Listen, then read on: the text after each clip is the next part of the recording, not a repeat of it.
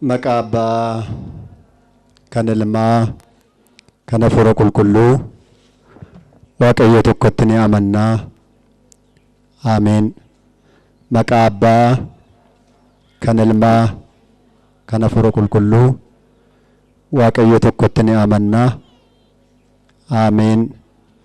Maqaa Abbaa, kan Ilmaa, kan Hafuura Qulqulluu, Waaqayyo tokkotti ni amannaa.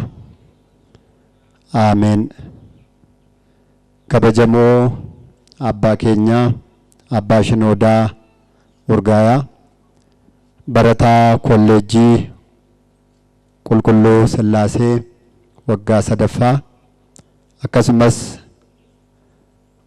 barsiisaa Lammeessaa Milkeessaa, itti gaafatamaa kutaa lallabaa Makaana Salaam, akkasumas barsiisaa Daaqun Duulaa Waaqwayyaa lallabaa Wangeelaa, kabajamtoota abboota koo luboota Waaqayyoo, akkasumas hojii Waaqayyootiif kan ariifattan obboloonni koo daaqunoon, Waaqayyoo kan isin jaallatu, isinis Waaqayyoon kan jaallattan gurguddoonni abbootiin koo harmooliin, umurii dargaggummaa keessanii keessa Waaqayyo mana isaa keessa akka jiraattaniif dubbii isaatiin akka deddeebitaniif gara mana isaatiitti kan isin deebiseef kan isin waammatee ijoollee dargaggoodhaaf shamarran, akkasumas immoo miseensa waldaa duuka bu'ootaa taatanii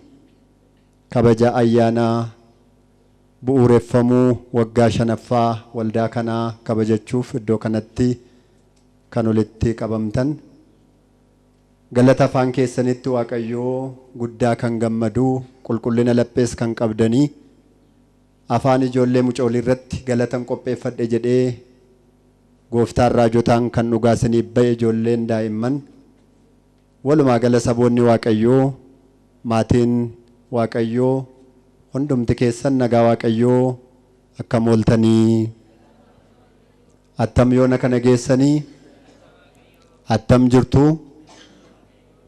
Ameen. Galateeffamuun amala isaa kan ta'e Waaqayyo uumaan keenya gooftaan keenya Yesuus Kiristoos maqaan isaa waaqa irrattis lafa irrattis bara baraan kan ulfaateef kan galateeffame nuuf haa ta'u. Maqaan haadha isaa qulqulleettii dubroo giiftii keenya maaramii amantoota hundumaa biratti kan kabajame nuuf haa ta'u. Egaa akka jaalala Waaqayyootti mata dureen barumsa keenyaa isin kan waamamtanii eebbaa fi ergaa Phexros qulqulluu isa duraa boqonnaa 3 lakkoobsa 9 jecha kana meena jalaa qabaa jedha.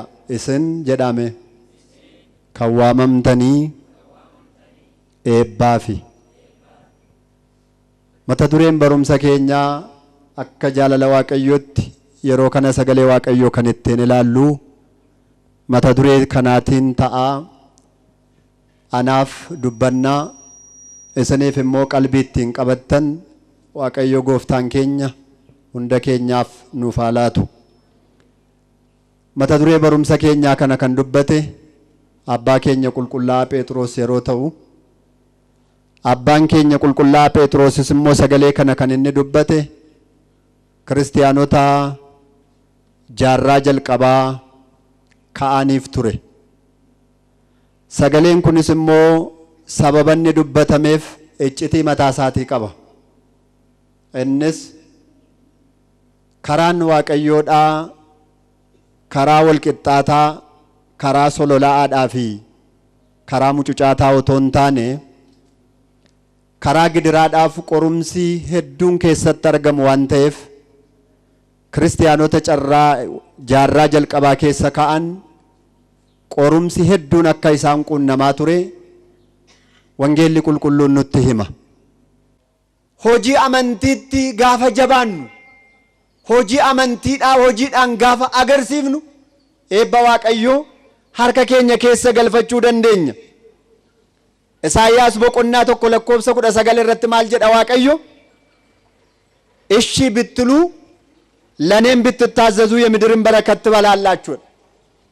ቶሌ ጀተኒ ዮ አናፍ አቦመምተን ቶሌ ጀተኒ ዮ አና ቡልተን በረከተ ለፈራ ዮካን ኤበለፈ ከነራ ሂኛቱ ዮ ከነ ተውዳ ባተ ገሩ ሀልቤ ዋቀዮ ተስኛታ ዋቀዮ ከነ ነው አውልቹ ሁበዳ ሰቦተ ዋቀዮ ዱፉ ቆፈምቲ ወንጌል ደጋው ቆፈምቲ ሰገሌ ዋቀዮ በረቹ ቆፈምቲ ዲግሪሳ ዮካን ዲፕሎማ ሳይቲን ኤብፈሙ ቆፈምቲ ዋን ነጋን ዋን በርሲሰን ዋን ነጌፈተን ሰነ ታኒ አጀጀመኒ አርገሙድ የሮሰነ ኤብ ዋቀዮ አርከነማ ከገሉ ደንዳ ከነተውዳ ዮባተ ገሩ ሐመም ዮበረንለ ባይነ በርኖታ ነው አመዳለሙምን ዋቀዮ እንደከኘ ነው አገርጋሩ ዋና ቦቲን ጀደን ተኮ ቤቱ ኤሌ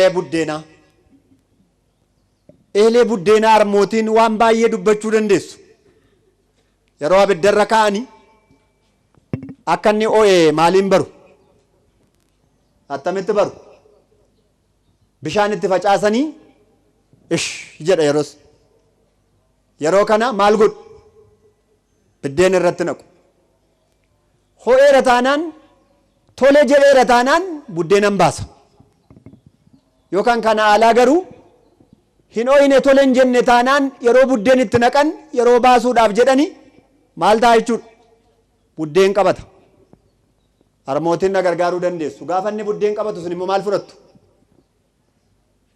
አዱ ፍረተኒቱ ማልጉድ ሂንሶቁ አከን ራበውቲ ምትሬ ሂንሶቁ እደሲ ቦዴ ኤሌ ሶቀኒ ዮካን ሞ ኤሌ አዱዳን ቡዴን አከን ገዲሱቲ አርሞቲን ኬኛ ዋን ኢሳን ጎደን ቤን ቶሌ ጀዴቱ አቦመም የገሩ ከነረንገው ቶሌ ጀዴ ዋን አቦመምኔፍ ገሩ ዱቢ አልቤ ሰናጅን ወልፈካታ ዋቀዮ እንደከኘ ነው አገርጋሩ ከናዳፊ ኤበ ዋቀዮዳ ከንስን አርገቹ ደንዴሰኒ ጀድ ራጂን ዋቀዮ ኢሳይያስ ቶሌ ጀተኒ ዮ አቦመምተኒ ኤበ ለፈራ ኛቱ ላላ ኤበ ለፈራ ኛቱ ካንከና አላገሩ ሀልቤቱ እስኛታይ ኤቢ ማሊዮ ጀነጋ ዋባዬ ካሱ ደንደኝ ዋምብራምቲ ጋይላ ጋሪ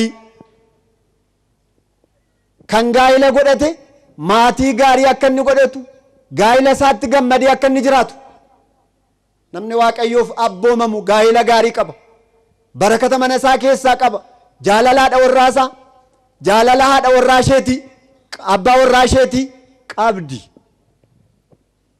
barakaa waaqayyoo kan hin qabne gaayilli inni kan biraan garuu halkaniif guyyaa warreebu wal coqqolu ija diinummaa wal ilaalu waan baay'ee qaba barakata lafarraa waa baay'ee kaasuu dandeenya hojjetaan mootummaa miindaa fudhannu barakaa dhabee san akka qilleensaa akka simbirrootti kiisii keenya keessa keenyee dhabnu eebba waaqayyo warri qonnu dilbii gaarii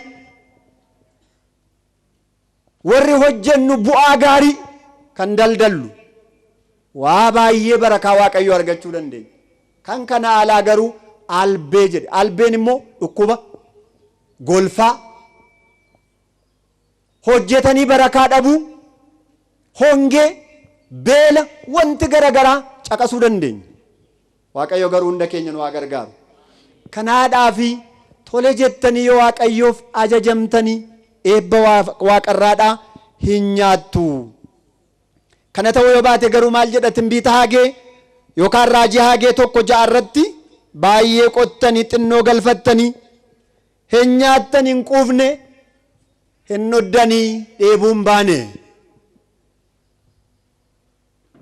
laala hin nyaattan quufuu hin dandeenye hin noddan dhugaatii keessanitti ittiin qabbaneeffanne hin uffattu sinitti noo maaliif waaqayyoof waan hin ajajamneef waan hin bulleef tolee waan hin jenneef egaa saboota waaqayyo eebbaaf waamamne waan waltajjii waaqayyo irraa darbu kana tole jennu afaaniin tole jechuu miti hojiin haa agarsiifnu. Nan gooda barumsa koo gooftaan Yesuus Kiristoos fakkeenya wayii tokko dubbateera. Namicha tokkotu ijoollee lama qabaa. Ijoollee isaa lamaan ofitti waameetu lamaan isaanii dhaawwaa jedhee jedha. Borganamaa sangafaanii maasii koo dhattee naa hojjetta gaafa inni jedhu battalumatti tole dhaqeen godhaa ajaja abbaa koon cabsota beekooti nan fudhaa dirqamatti naa laattu haa ta'u. Isa tokko immoo waameetu bor maasii koo keessa iddoo akkasii dhattee waan akkasii gootaa jedheeni jedhe. Inni garuu yaada isaatti micciiramedha. Dafee tole hin jenne garaa isaatti hin fudhanne yeroos hin morme. Ganama gaafa ka'an garuu inni dafee toleedhe suni lafa dhimma isaa dhaqeedha. Inni immoo garaa isaa keessatti mama sagantaa akkasiin qaballee jecha abbee isaatii kan dhaga'e sun immoo ganama dhaqee waan inni ajaje raawwateedha. Ajaja abbaa isaatii kan guute eenyu jedhe? Sakamidha. Sakami? Isa dhaqee hojjete, isa hojiin agarsiise, isa afaaniin tole jedhimin. Namoonni baay'een morma isaanii ol dubbii waaqayyoodhaaf tole kan jedhan jiru, keessa isaanii kan hin linne. Asii yeroo dhaggeeffatan kan dhaga'an, dhaggeeffachuuf kan ariifatan, bakkee gaafa ba'an garuu isuma silaa kan ta'an. Kana ta'uu waaqayyo nu haa oolchu. Kanaaf maaliif waamamne jenne? Eebbaaf waamamne. Eebbi waaqayyo immoo harka namaa keessa galuu kan danda'u ajaja waaqayyo nama ajaju raawwachuuni, hojii waaqayyoo xumuruuni, waan dhageenya hojiirra oolchinee argamuun ta'a jenne. Sa dhageenya waaqayyo laphee keenya keessa nuuf haa bulchu. Waaqayyo nu barsiiseef galanni guddaan isaaf haa ta'u. Galanni waaqayyoof bara baraan. Ameen.